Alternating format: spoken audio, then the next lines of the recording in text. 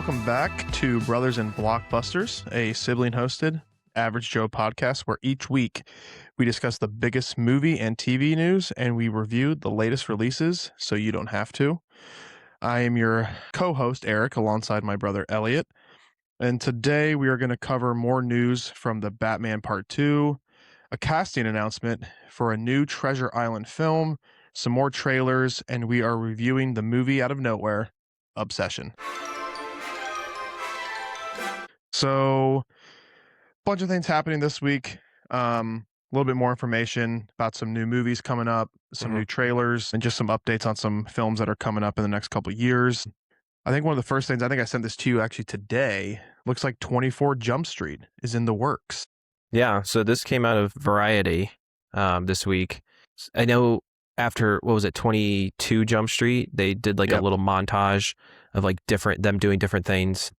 And it seemed like that was kind of a good end to the series. But I mean, the series, it was only 2 movies. But I mean, this just came out of nowhere. It was announced that both Jonah Hill and Channing Tatum are returning, well, in talks to return along with Ice Cube. So again, have no idea how they're going to do this one. You know, they went from high school to college. Maybe this is like them living in suburbia or something. Or grad school. Going to grad school, law school, something crazy. Yeah. You know, law school kids like to party. So how do you feel about this? I like it. I hope it's good. But like you and I have talked about, it feels like comedy movies over the last, 5-10 years have kind of gone to the wayside, right? You know, you had that big stretch run. I feel like comedies, at least for us growing up, obviously, like with Wedding Crashers, Forgetting Sarah Marshall, Super Bad, like those mid 2000s to like early 2010s comedy movies were just awesome. You know, it's a list that you can just keep going on. You can rattle off like Dodgeball, The Other Guys, Talladega Nights, Step Brothers. Like you had so many of these really good comedy movies, and it just feels like. Can you name me the last great comedy movie you remember seeing in theaters or just overall? Just in general, that's come out in the last 5 years, 3-4 years. Gosh, I mean, the first thing that comes to mind was Palm Springs, which was that movie with Andy Samberg, but that was like COVID, and I think that was a Hulu movie. I don't know why that was the first one that came to mind, but what was the comedy movie? What's the one that Miley really likes? With the kids. Good Boys. Good Boys. Like that was a really good one. Like it's obviously it's a little bit different than the movies I just listed off, but it's one of those where you can put on and just laugh. Because it, for me at least, when I want a comedy movie on, I'm putting on a movie that's from like 2010. Superbad's 2007. Wedding Crashers was like 05, 06. Forgetting Sarah Marshall was late 2000. So it's like I feel like we've been missing that. And maybe it's just because some of these guys are getting older, some of these comedy actors in that time period are getting a little bit older, and I don't know, but hopefully this movie's good. If I don't think they could be putting it out just to get a cash grab, right? You see all these movies now, like Devil Wears Prada 2 came out, not a comedy movie, but they're trying to get more people into the screen. People love nostalgia, people love movies that they used to see all the time, and bringing back the cast, I think it'd be, it obviously, like you said, who knows what it's going to be about, but I think it'll be hopefully maybe like a jump start right back into solid, great comedy films. Because I feel like that's just been lacking the last handful of years. Yeah, no, 100%. And just thinking about it, I think the last one I saw was the Naked Gun last year. That was like in August. And then, Friendship with Tim Robinson and Paul Rudd was really good, really funny. Yep. But you hit it perfectly. Like comedy movies just aren't prioritized anymore. I don't know, maybe it's just because budgets are too high or they don't, so everything just kind of goes to streaming at this point. And we'll get into it with our review with Obsession. I feel like the horror genre is kind of taking that spot of these like not lower to mid budget movies. So that are big hits. That's a good point. Yeah, it's like because back then it's like all these horror movies are coming out, and we'll touch on when we get to Obsession. We touched on it last week with Backrooms, but simple concepts, low budgets, and they're making money hand over fist. Like it's crazy. So it's like you're right. It hasn't taken the place of the comedy movies, but I'll still watch all the old comedy movies that we grew up on. I think they're fantastic. Even even go back into the 90s, 80s, 70s. There's still some fantastic comedies. But you kind of want to see that genre come back as we get older. I think it's one of those things where you love putting on a comedy and just laughing instead of like not every movie needs to be this tense drama, story level, story building, character development type of movie. But give me some more comedies. I need some more comedies in my life. I need to laugh more. If this is in the works and same cast and everything, I think it's going to be awesome. It's really hard for those guys to kind of screw something up together. So, and I think Oh yeah. Jonah Hill might be not only producing but partially writing it. Okay, that could be interesting. Yeah. So yeah.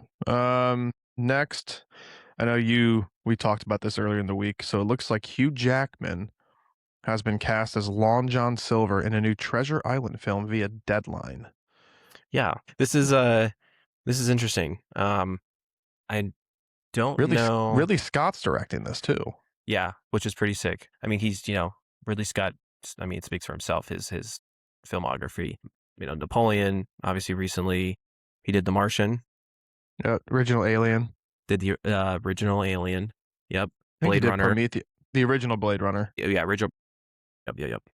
Prometheus. So he's done. He has a pretty good catalog. House of Gucci. House of Gucci too. I forgot. Yeah, that's right. Damn. Completely forgot about that movie. Mm-hmm. God, that movie was ridiculous. That was but ridiculous. yeah, this will be interesting. I've not read Treasure Island. I've not seen any film adaptations of it. I mean, as we get more and more details on this, I will do more research on it. I'm curious to hear more about this. Like, is it going to follow the story like the book, or is it actually going to be a modern adaptation? So sure, yeah. So next we got, and this is on me because I said every podcast. So we're on episode 7. Mm-hmm. I said every podcast we're going to find a way to talk about the Batman 2. And point blank, quite frankly, I failed last week. I had a thought that I was going to touch on, and I didn't, and I regret it because that's who I am. It's the Batman. So we found this note from Collider. Colin Farrell, who stars as the Penguin, says the Batman 2 is starting to film next week, which is cue the LeBron James gif. It's about damn time. Can't wait for this to come out. It's one of my, I have a bunch of movies that I've watched over the last couple months, and I'm trying to get, like I've said, I'm trying to get my letterbox like kind of back up with older movies, movies from the last 10 years, 15 years, 20 years, what have you. Trying to get that updated, trying to get like a whole big list of all the movies I've ever seen. And this is obviously one of them that I have seen a handful of times, finally gave it a score and review. So it's one of the ones I need to post to my letterbox, but it's exciting. Glad to know they're actually starting to film, because we've heard for the longest time it's like, all right, it's kind of like The Boy Who Cried Wolf. Oh yeah, it's coming out this year. Hey, it's coming out next year. Right. Hey, we're gonna have casting announcements soon, and it's just been like dragged on. I do know, and we've touched on it in previous podcasts, that everyone is obsessed with the script. Pun intended. Obsession. Get it? Boo. Everyone's obsessed. Yeah, it was bad. Everyone's obsessed with the script. I know Colin Farrell said it's the best script he's seen for this franchise. It's going to blow people out of the water. Robert Pattinson said it's utterly fantastic. Matt Reeves is hyping it up, and after the first film, I think people had, they were a little reserved on Robert Pattinson being Batman, but the way he portrayed the character, I thought was fantastic. It's one of my favorite movies of all time. So it's exciting to know that it's actually starting to film, and obviously now that it's filming, we're going to start to see more and more stuff, creep out, whether it's leaked things or non-leaked things. Right. I mean, we saw with the Batman, the first one, there was a trailer that came out when they were still filming the movie. I remember that. That's right. Yeah. I can't remember if it was 2022 is when the movie came out, right? Movie came out in 22. That's correct. Yeah. So it was like 21 or like early 2021 when, COVID was still in full force and people were home. And so I think maybe they just released it to show people like, here's, the light at the end of the tunnel kind of thing. But I do remember they were still filming the movie when they released this like, minute trailer. So I bet we get something of substance in the next, 3 months as they get into the middle thinking filming. around like October, November type of thing. Oh, for sure. I think because if they're filming now, I bet it's a 6 to 8 month production. So, I mean, they'll probably be done up, by the Christmas time. So we might even get some kind of teaser before then. So that'd be fantastic. And it's not coming out till what, next October 27. Okay. Yeah. I thought so. I saw. It's sometime late 2027. So yeah, I mean, I get it. It's usually close to a year after completion of filming, because you have your reshoots and post production that can take a while. But exciting. I also saw Colin Farrell mention that he's not going to be in it much as a Penguin. This was separate than this announcement. I think I saw it today. Okay. He had said similar, like, I'm not going to be in the movie much, maybe like a few scenes or something. I can't remember exactly the words that he had put out there, but it doesn't seem like he's going to be a big part of this movie. No, I mean it makes sense, and as a if you Penguin. guys have seen the Batman and you watched the Penguin series, I'm assuming they're going to have another season of the Penguin, which is probably going to intertwine. It could intertwine with the Batman Part Two. It could be that season 2 of the Penguin could be after the events in the Batman 2 end. Who knows? But yeah, you're looking at some fresh villains. So that's exciting to see. It sucks that Colin Farrell's not going to be in it because I thought his role as the Penguin was incredible. Mm-hmm. It took me the longest time to realize that was Colin Farrell, right? Because it doesn't even look like him. Yeah, the makeup was perfect. But like when you picture him, like the Penguin, Oswald Cobblepot, yeah. Cobblepot, it's like that's exactly what you picture. Obviously, the Danny DeVito one with the Michael Keaton Batman movies, like that's just like honestly, it's grotesque. That's very grotesque. And even with Colin Farrell's Penguin, his name is Oz Cobb, right? Mm-hmm. Like it's not even the full name because I think Oz Cobb sounds more. I don't say like more gangster, but more like mafia mobbish than his full comic book name. Yeah. So yeah, no, it's he was really good in that, and obviously his show. So he'll be in it a little bit as he mentioned, but the main focus obviously will be on the Batman himself. So that's exciting. And then finally, before we get into our review of Obsession, the first trailer for The Social Reckoning, starring Jeremy Allen White.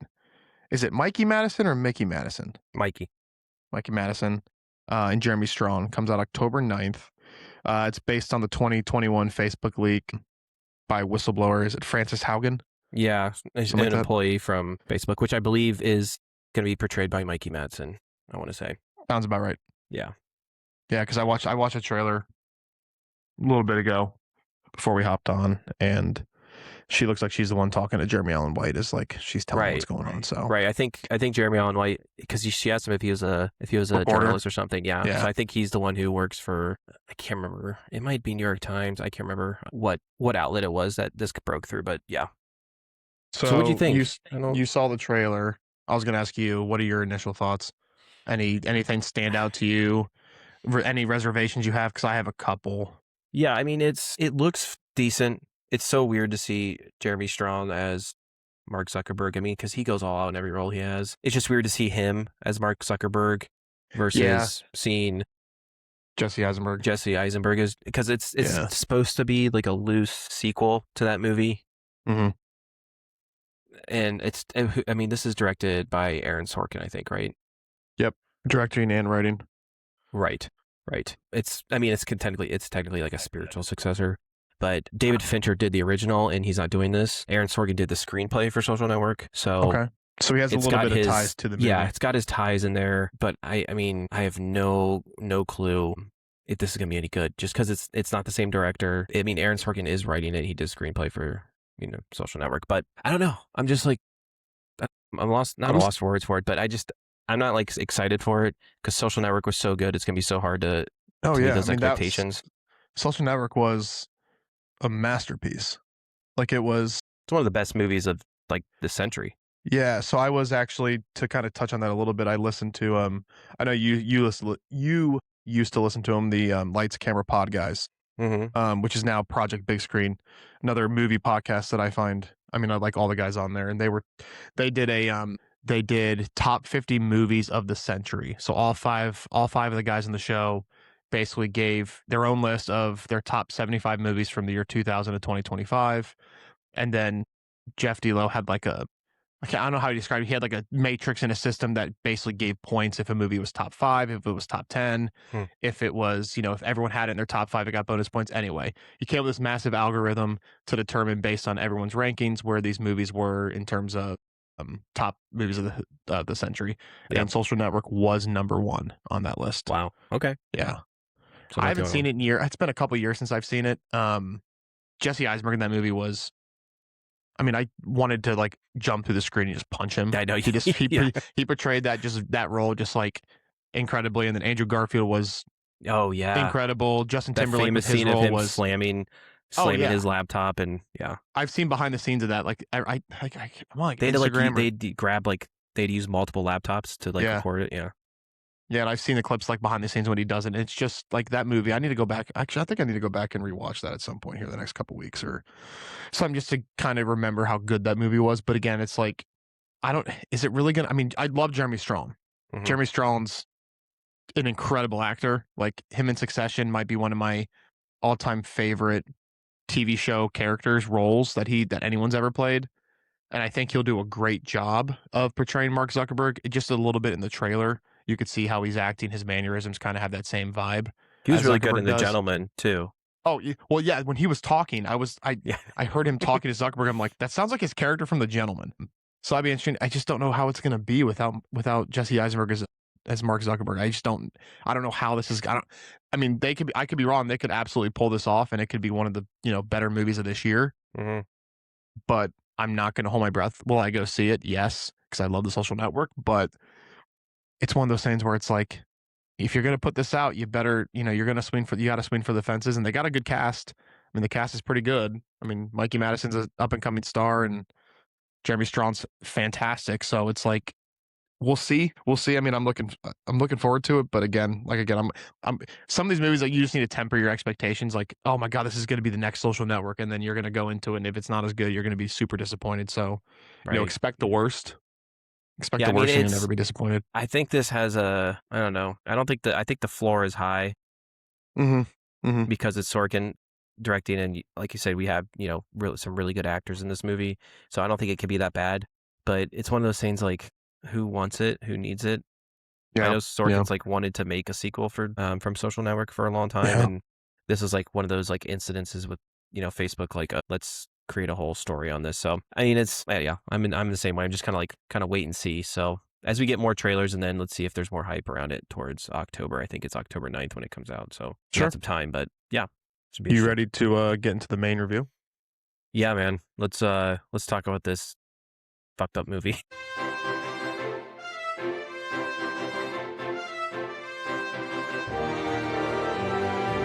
That's honestly a great way to describe it. So we are reviewing the movie Obsession. Curry Barker is the director. He was a writer as well. Mm-hmm. His second film, his first was Milk and Cereal, came out in 2024. He has got a sketch. I think I've seen him before, like on YouTube. He has a very recognizable face.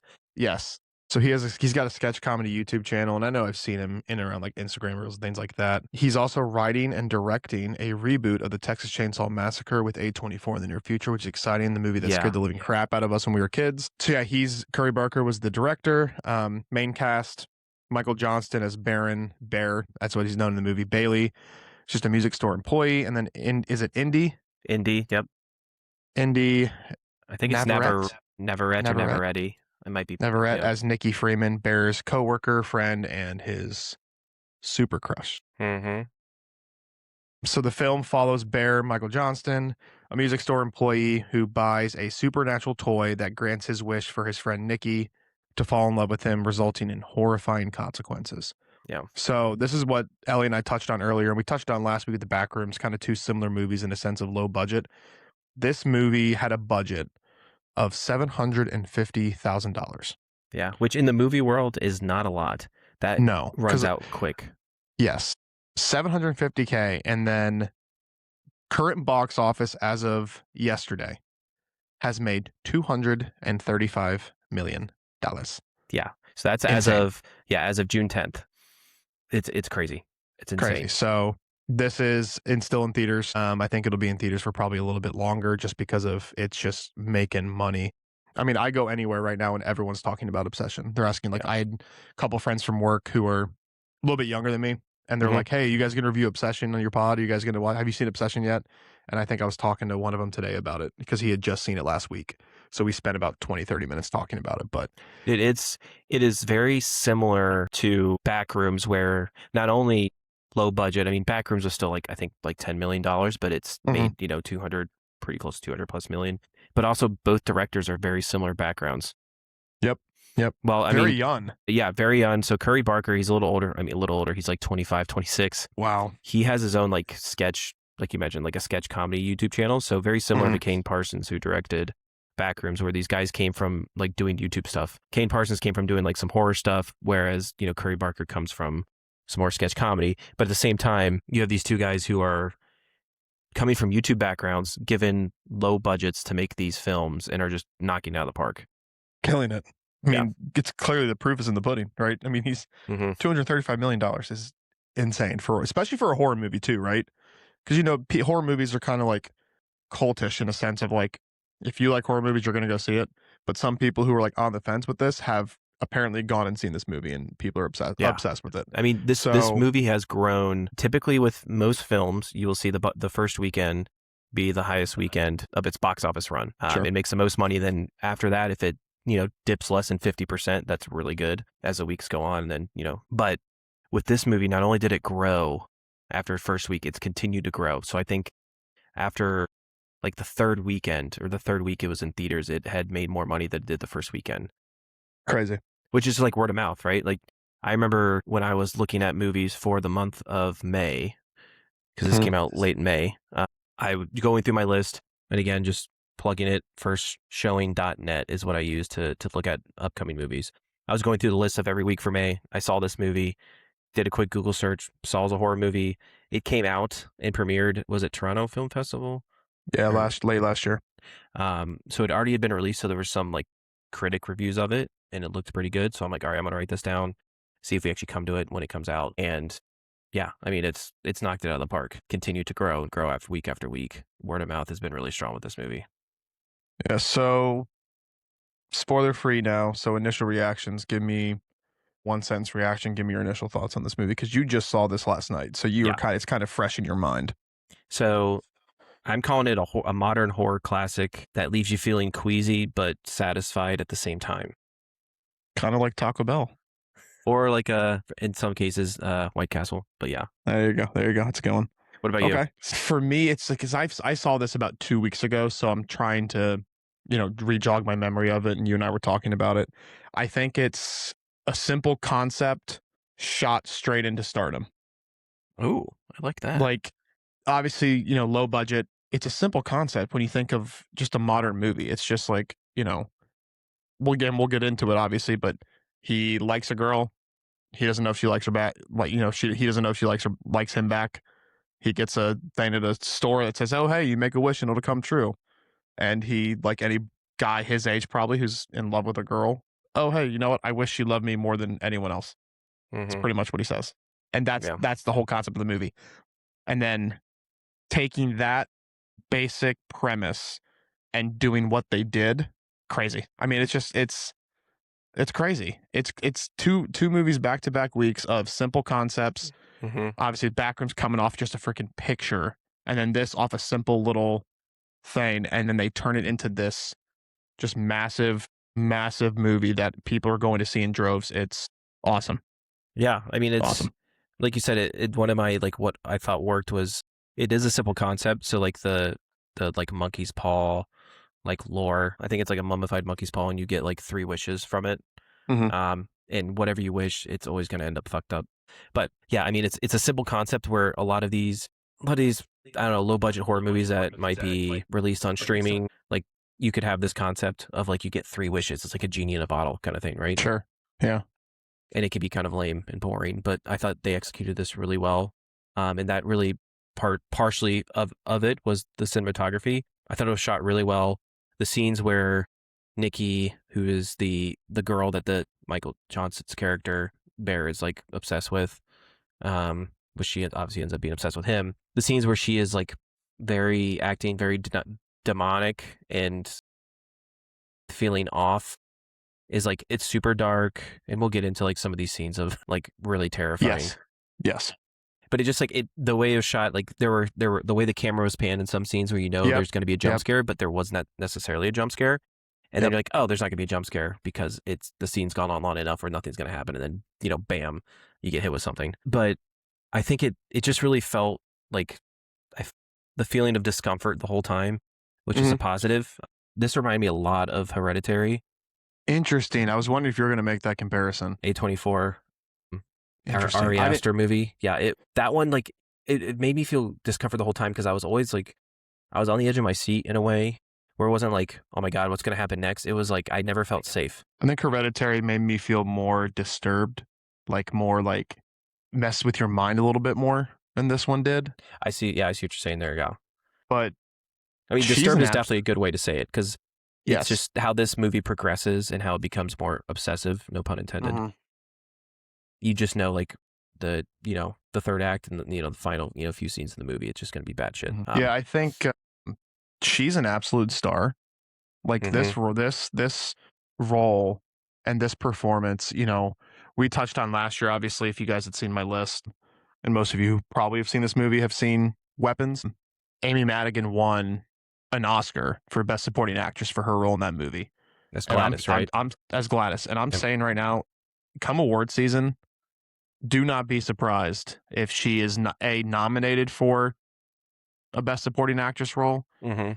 She could win it. Oh Like, yeah. I think she was that good in this film. And look, I loved Amy Madigan in Weapons, and I thought she should have won, and she did.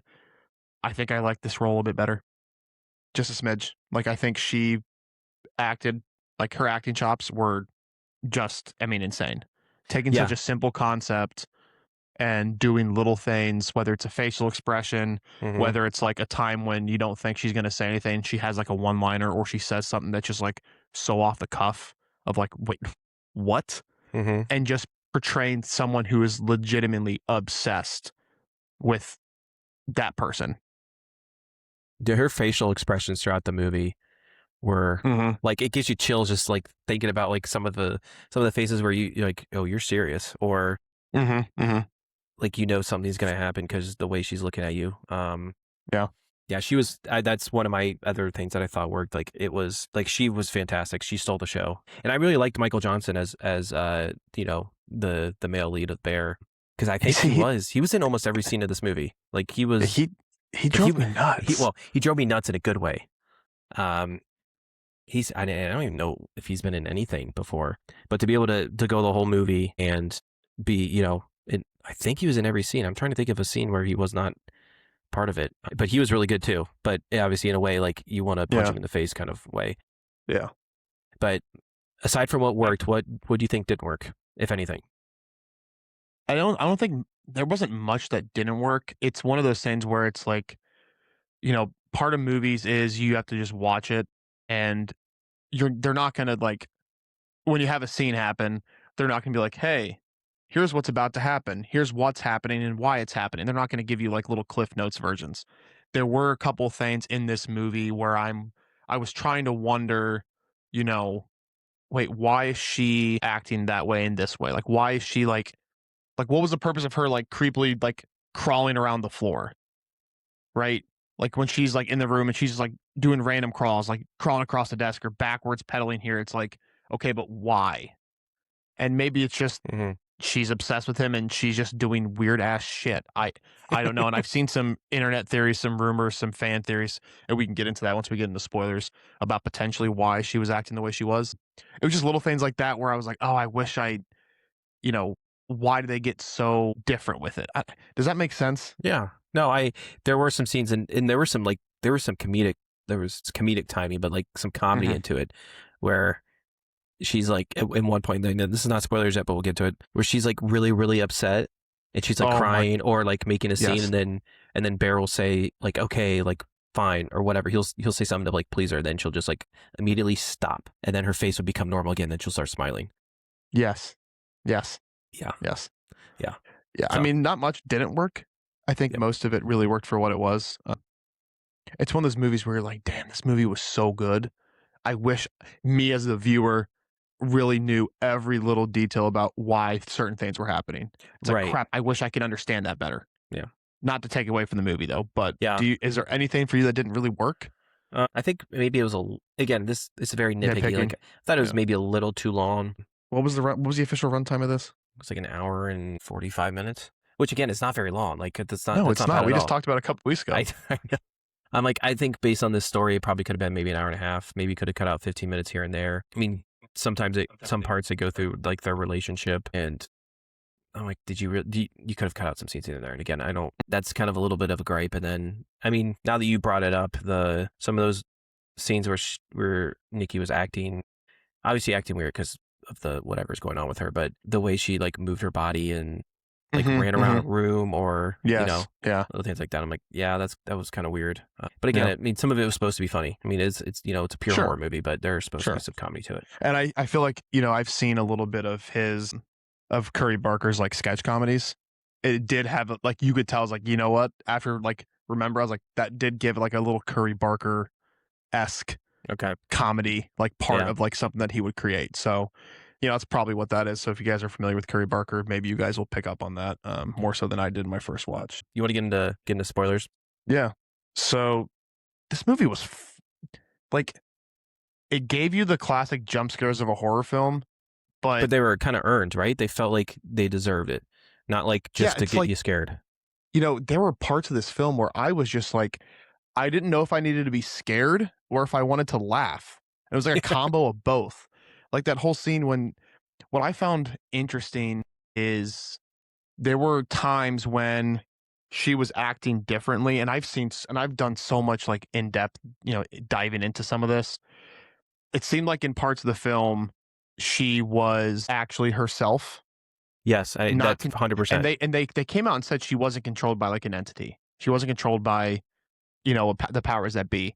But how they did that, like especially like first kind of jump scare in a sense when they're after he does the wish, she pops up at his car and they end up going to her house or his house, and they're sitting in bed and they start like getting physical with each other and start making out, and like all of a sudden she like jumps back in horror and just Yeah. starts screaming. Right. And then all of a sudden, like 5 seconds later, she's back to normal. Right. It's as more things happen in the film, Yeah. it seems like she at that moment was actually herself, not Yeah. Yeah. I mean, that obsessed Nikki. we saw that happen too, I think, at the scene where they go over to his buddy's house, Ian, Well, which is played by Cooper Tomlinson, which is Curry Barker's like best friend. They met each other in school, and so they worked on this movie together. So he's one of the guys. He's basically like Bear and Nikki's friend. But they went to the house his house for a party, and this was later in the movie, like third act. And there was at one point they're playing that game. I think it's Jenga. It's like drunk Jenga where you draw a Jenga card or a block, and it says that you have to do something on it. And this was also I'll get into like the comedy of it where Bear draws the tile and it says like kiss the person to your left, and it's his other coworker Sarah, who ends up like I think actually likes him, and then across the way is Nikki, and she just like get like that frowny face that she puts out, right? That was that scene, right? Yeah, and she immediately like walks over there, pushes her out of the way, and then sits there with her face out, like kissing me. Hilarious. But the part where I think after she kisses him, she like goes through a trance and like starts freaking out.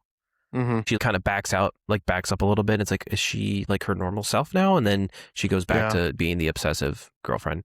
Well, yeah, she's hitting herself in the face with like a glass bottle. And then I think towards the end of the movie, not to jump around, but Bear's getting ready to go meet Sarah, right, in the park, which we'll get into that part. But she says like, Bear, like, and it sounds like it wasn't like the obsessed Nikki's voice. And she goes, just kill me.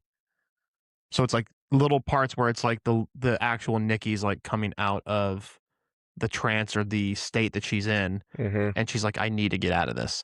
And just to be clear, so like with this wish, right, you get one wish. It was like a little trinket from I don't even know what you would call it, like one of those hipster crystallized like type of stores. Yeah, where you can buy like crystal necklaces and voodoo dolls, things like that. And you basically make your wish, you break the it's like a piece of wood or something. Yeah.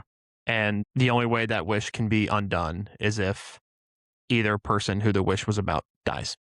So I don't know. What do you so many good jump scares, so many good, it messes with you.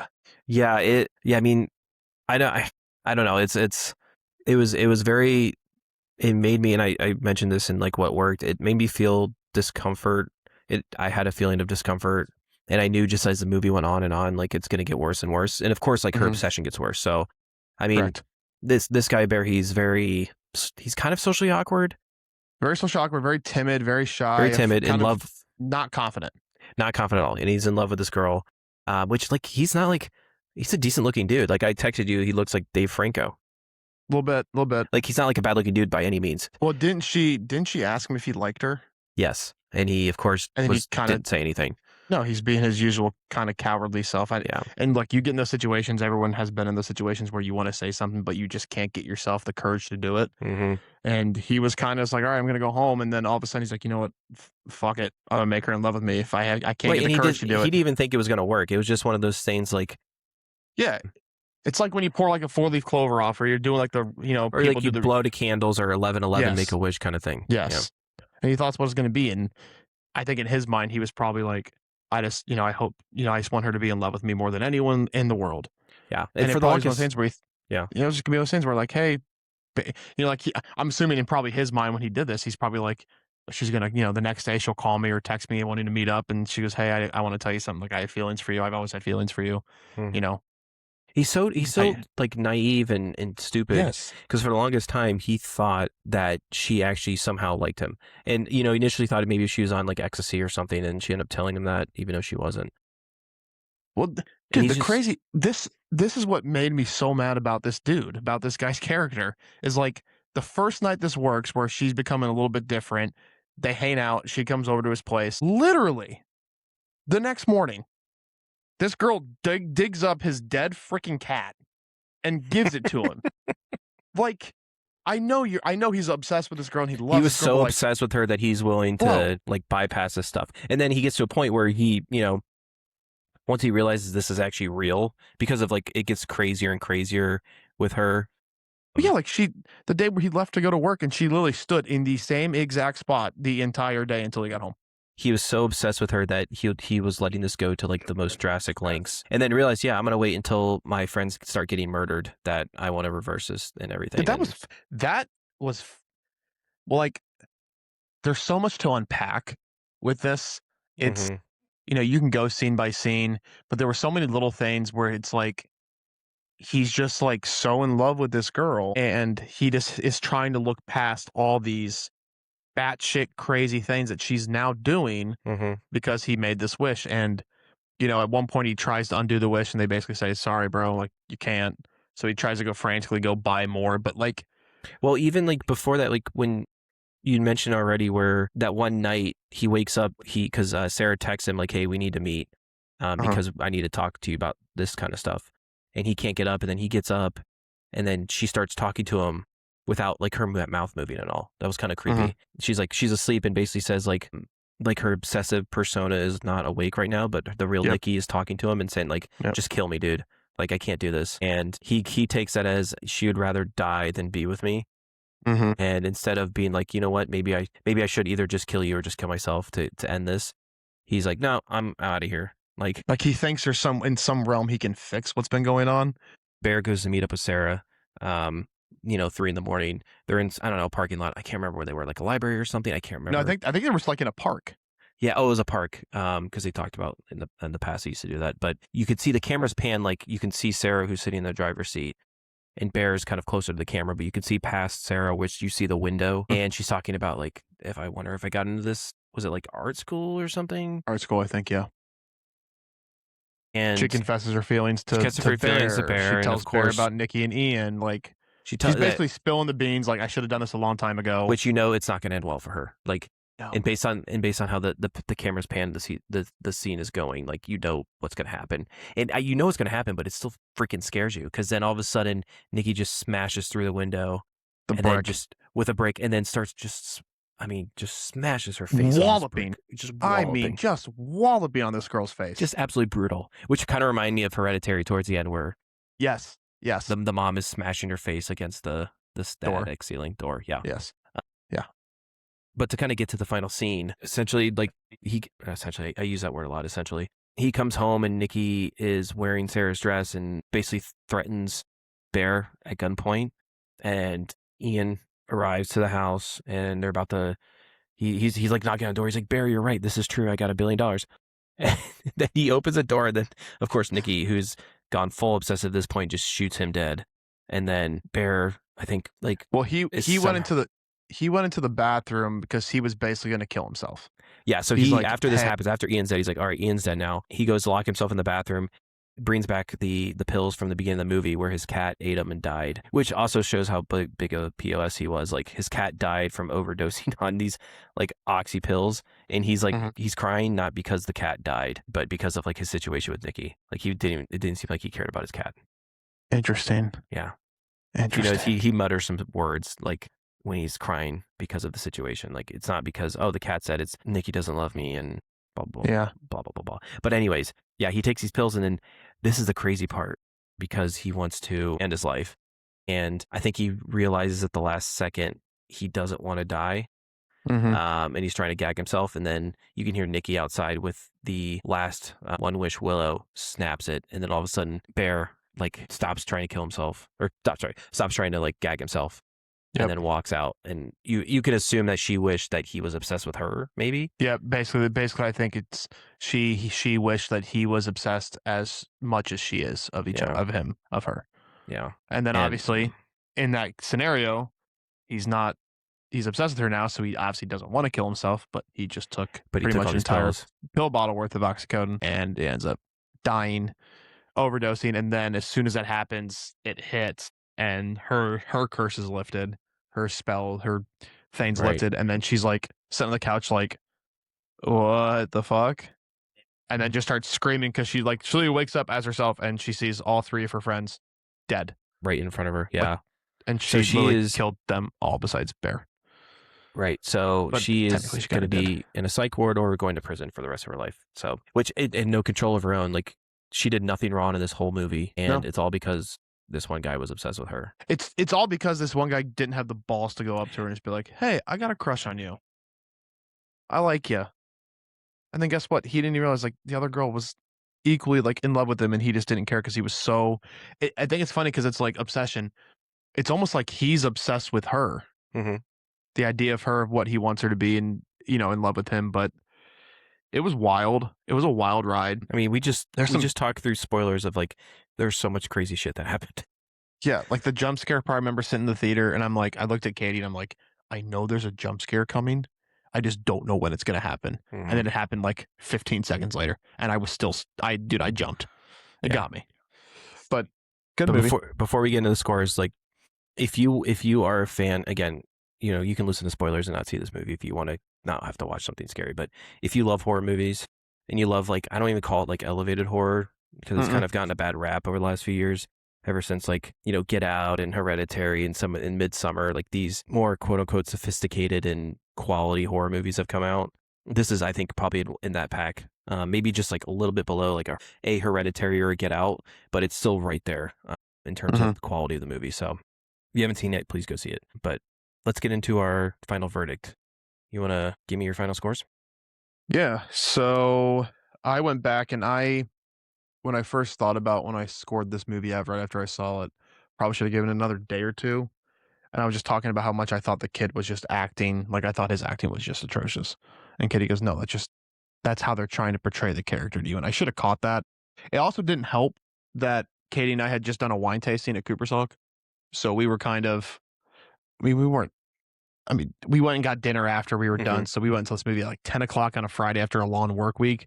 So it probably wasn't a right recipe for me of long work week, drinking 5 or 6 glasses of wine in an hour, going to get dinner, and then going at 10:30 at night, going to see a horror movie. I liked it. So I kind of adjusted a couple of my scores, just kind of doing some research on the movie. Sure. So for the two main categories, story script, I gave it a 22. And then characters and acting, gave it a 23. Well, I hate to agree with you. I don't hate to agree with you, but I had the same exact scores. Yep.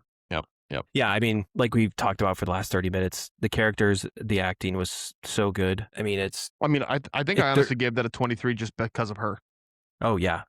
I mean, Indy was fantastic. I mean, she, like you said, I wouldn't be surprised if she gets either a Golden Globe or even an Oscar nomination for her performance. Yeah. It was that good. And then Michael Johnson, like I mentioned earlier, he hasn't been in a ton, and he was literally in every scene of this movie. And I thought he was very, very good as a socially awkward, kind of wimpy loser who just completely rips apart everybody's lives. Yep. Yeah. And then secondary categories, what do you got? Let's see. Direction, execution. I gave it a 9, same as the entertainment value. I gave both those a 9. Okay. So what did you give? Direction execution, I gave it an 8. Open to giving it a 9. It just, I should give that more props just from like the director with Curry Barker and, kind of like similar with Kane Parsons last week with Backrooms. Yeah. Like just guys who just love making movies and just love filming. Getting great content directing. out there for people. And I thought they accomplished exactly what they wanted to do, and it was very good. So I might move that. You know what? I'm doing a live change. So now you're doing a live change like I did with 28 Years Later, The Bone Temple. This is awesome. 9 out of 10 for direction and execution, and then 10 out of 10 entertainment value. Fully enjoyed it. Did you change your entertainment value then? Or was that always, did you always have it at a 10? Always had it at a 10, yeah. Okay. Yep, very, very entertaining, no pun intended. Thoroughly enjoyed it. Yeah, so originality, creativity, I gave it a 9.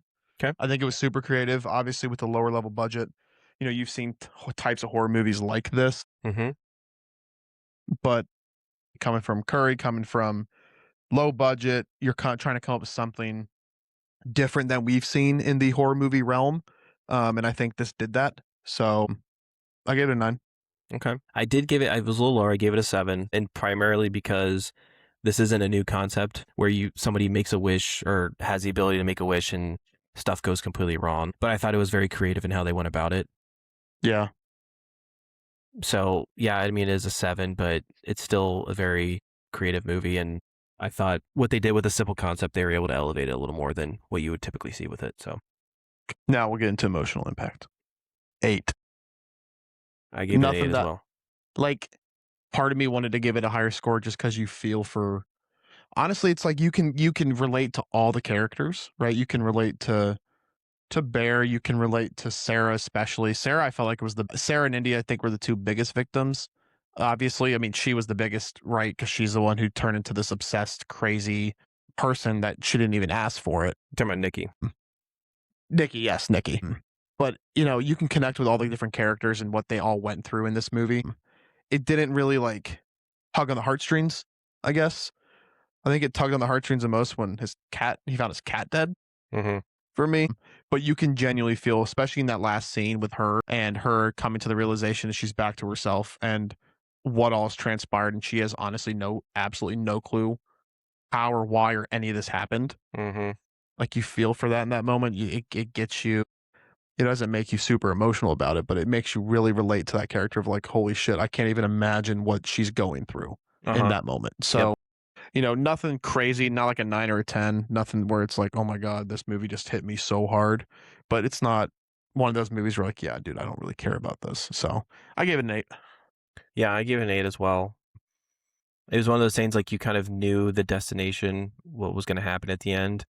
Like I felt like there was no way, in my opinion, I felt like there was no way Nikki dies. I feel like she was, as the movie progressed, I thought that she was going to be the one who was like the odd person out at the end. Yeah. And suffer all the consequences. Not only like those scenes where she was, herself inside another body essentially, or, and then at the end when she realizes, she's free from this curse, whatever you want to call it.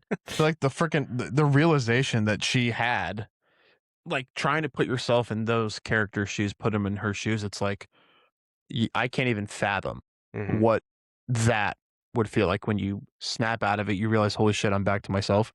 And then you look around and you literally have the guy who, was like your little brother to you is dead from an overdose, foaming at the mouth. The guy you've been sleeping with and like really good friends, like best friends with, is shot in the head. And then your girl best friend is strung up to a freaking chair, her corpse, and you're wearing her dress. Like, like how you can even imagine. Couldn't even imagine. So I mean, yeah. And again, she portrayed it. Yeah. I mean, I don't even need to say it again, but she was fantastic. And then last category, personal bias and enjoyment. What'd you have? 9. I had a 10, so it's very similar. Gave it a 9. I think with this one, I loved it. Like I said, last week Backrooms is a 10. I just like that concept of Backrooms a little bit more. This is like your classic horror. Backrooms is a little bit more creative, but I enjoyed this one. It's weird because like this movie, it's like it's so good, but it's like trying to figure out exactly where you want to go with it and talk about and point to. It's just like you can go in so many different directions. I enjoyed it. I think if I didn't see anything about this, like you said, the word of mouth spread on this so quickly. I think if I didn't see everyone's reviews and how much this just popped off before I was planning on seeing it, I think this might have been a little higher. I think I went into it thinking, oh my God, this is going to be, everyone's loving this. This is going to be the best horror movie I've ever seen. Mhm. And I think that's probably why my scores in a couple of these categories are a little bit lower too, but I gave it a 9. Yep. I gave it a 10. Personal bias, I love horror movies and I love good horror movies, whether it's, a mainstream one like The Conjuring or the original Insidious to like, Hereditary or Midsummer. I'm a big fan of horror, and obviously you know that, and we both love horror, and I thought it was another one of those, again, I don't like using the term elevated horror, but more sophisticated, more substance. Yes, more substance than a just lot of your the slashers blood and guts and, yeah, exactly. Yeah. So gave it a 10 out of 10, which gives my final score to an 89. So it was an 88, but I adjusted it on air to an 89. Well, if you could do math, which you probably didn't, I also had an 89. God. So back-to-back weeks of, clearly, guys, we've touched on it, and I'll say it again, Ellie and I love horror movies. We love scary movies, and it seems, based on our scores for this movie, Backrooms, we have the same taste, and we like the same type of horror movies. Like, he just rattled off 3 horror movies that are probably my 3 favorites in a sense: Conjuring, Insidious, and Hereditary. So it's like, I'm not surprised that you and I have the same score for this.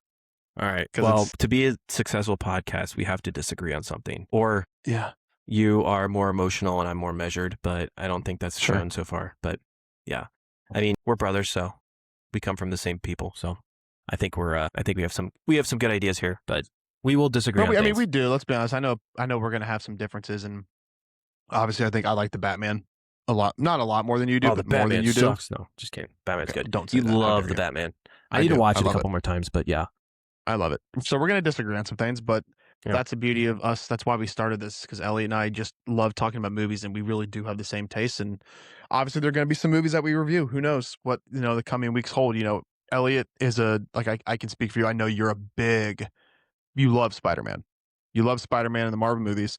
You might have a very different opinion on, and I think if we get into some Marvel stuff, starting to go through some maybe rankings of stuff, I think we do have some different opinions coming on with some Marvel movies. And I'll get to it in our next segment, but yeah, I'll get to it. But anyways, watch now, watch later, watch never. Final verdict. What do you think? If you're a horror movie fan and you like horror movies, watch it now. If you don't, but you've seen how much this movie has grown over the last couple weeks, and you're intrigued by it, and you're like, oh, you know what? I really don't like horror movies, but maybe I'll check it out. Wait till it comes on streaming in a few months. But if you're a horror movie fan, like I know a few of you out there that listen, and a few of our friends are, watch it now. Yep, exactly. You won't be disappointed. Yep. All right, you ready to get into our last segment? Yes. So Elliot, what's been on your mind? What you been watching? So what you been doing? And we talked about it a little bit before the podcast. I mean, this last week has been really filled with watching sports or going to sporting events. So as you can see by my hat, I was at the Memorial Tournament this last weekend here in Columbus, Ohio. Went to it on Sunday, had a great time. It was hot, but I love going to, it's weird, like the last few years I've started going to more golf events, like PGA Tour events. It's definitely much more, not much more fun, but much easier to watch on TV because they flip from shot to shot to shot. Whereas when you're playing golf or even watching it, like walking around at a tournament, you can't see a third of the shots because you're just walking and watching. But to be able to see these guys up close, hit these shots or make these putts is pretty incredible. And like some of these holes, at least, at Muirfield where the Memorial was, you can get within 5 to 10 feet of a guy teeing off. That's crazy. Yeah. But I tuned in a little bit, watching the Stanley Cup final too. We're both big hockey guys, both played hockey. We love hockey. And this has been a really good series between Carolina and Vegas. So I'm currently watching it right now as I look up Game 5. But yeah. I know Carolina's a division opponent, but I hate Vegas with all my heart. Hockey. We could get into that at a separate time, but yeah. Yes. So that's kind of what I've been getting into. And then briefly been thinking about doing some sort of like draft or rankings when we watch big blockbuster movies. Make it more involved, get you people more listening, and get you guys kind of like a more discussion. Yeah. So like this segment, like what's on our minds, maybe when we see the Odyssey, we'll decide like, hey, let's what's on our minds, we've been thinking about our top Christopher Nolan movies. And maybe we Sure. either do rankings or we do a draft. I think a draft Ooh. might actually be more fun because, again, it's a draft. So if I pick one of his movies, you can't pick that. Because if we just do rankings, I feel like we're going to be very similar. Not maybe similar. Sure. I mean, he's got a pretty big catalog, but if we want to make it more interesting where we can't choose, each of us have to choose a different movie. So do you want to do like a snake type of thing where you go whoever picks first gets I would draft fourth? one. I'll draft the first, you draft second and third, fourth, and then you go fourth, fifth, and then so on and so forth. Works for me. But yeah, that's what I've been into. What about you? Not much. Just busy watching. Katie and I are getting ready for so we did a lot of shopping last weekend. We have our engagement photos on Sunday. So getting ready for those. Gotta update my wardrobe a little bit. So did that. Been watching Andor. Like I said, I'm trying to do an episode every other night. Just trying to drag this out as long as possible because I do not want this to end. Just not. I don't want it to end. So I've been watching that, catching up on some wrestling. I watched The Godfather Part 2 finally in full last week. Watching obviously hockey. Getting ready for the World Cup. Obviously started today. So getting ready for the USA tomorrow, and hopefully we get a fun tournament. I love watching the World Cup. Watching the best players in the biggest countries on. We'll talk about that more next week in the next couple of weeks of what we've been watching, what's interesting. So watching that, and then I actually also, I see all these movies like when the Project Big Screen did release like their top 50 movies of the century. Like I just kind of take note of movies I haven't seen, movies I've seen. So I've thrown on like, that's fair. I've seen Sicario a couple times. So I threw on Sicario last week. Wind River with Jeremy Renner and Elizabeth Olsen, fantastic movie. Just kind of finding these cool movies that are like always top rated that I just didn't really care about when I was that age when they were coming out. Like I didn't really get into movies like this in depth for for a few years. It's only been a few years. But I actually did watch another 2026 movie, which I don't believe we're going to review, but we can touch on it if you ever end up watching it. And I'll post it to my letterbox here in a couple days. But I watched Hoppers. Oh, the animated Pixar. Yeah. Lizard, right? Is that the movie? Elliot, no. It's incredible. Is that the movie? Yeah, okay. Yeah, the lizard, Tom the Lizard. He's like, and he's just walking. Yeah. Movie is, I loved it. I thought it was fantastic. It felt like, because, we talked, Pixar, I feel like the last couple of years has kind of gotten a little stale. They kind of gotten away from like original ideas. This was something so fresh, so funny. Dude, I was consistently sitting there with Katie watching. I'm like, oh my God, I love this movie. This is hilarious. So give it a watch. I think you'll like it a lot. I think it was good. There's definitely a lot of funny scenes. It's an animal-based movie. Do you want me to kind of tell you what it's about? I mean, you'll know, but sure, just briefly. Without spoiling anything. Actually, no, I'm not going to spoil it. I'm not going to say anything. I've got a big catalog of Pixar movies and animated movies that I have decided, I'm busy at home, so I'm not going to spend time watching those because I know I'm going to be watching a ton of those in the next few years. So I'm excited to dig into some of those. Hoppers, for sure. Hoppers was good. I think I gave that an 89 as well, like a session. So 89. All right, man. We've seen a lot of good movies this year. I know. We've gotten a lot of high ratings. We've gotten a lot of high ratings. I mean, it's anywhere from mid 80s to low 90s. I'm looking for that like 95 to 100. We might see that soon. Yep. Maybe this coming week. We'll see. We'll see. You ready to wrap it up? Yeah. We are good to go. So that's going to be it for this week, this episode of Brothers and Blockbusters. If you enjoyed the episode, please follow the show and leave a review wherever you get your podcasts. We've been adding more and more podcast platforms in the last few weeks, including YouTube. We're on YouTube now. Now that we're doing some video, we'll hopefully get the video posted and be able to get to see our lovely faces on a weekly basis. So share the podcast with your friends, your family, your enemies, anybody you know. If you want to reach out to us, you can send us an email at brothersandblockbusters@gmail.com or visit our Instagram page, Blockbuster Brothers. Next week, we are going to review Steven Spielberg's newest film that just came out or is coming out, Disclosure Day. It's a sci-fi film. We're excited to dig into it. Any last words before we go? No, excited. I can't wait. It's going to be a interesting movie. I feel like it could be one of those where it's mid to high 90s, or it could also be like mid to low 70s. Who knows? Yep, who knows what Steven Spielberg has up his sleeve for us? So nope, that's it. Excited. Good week. Looking forward to some more movies next week.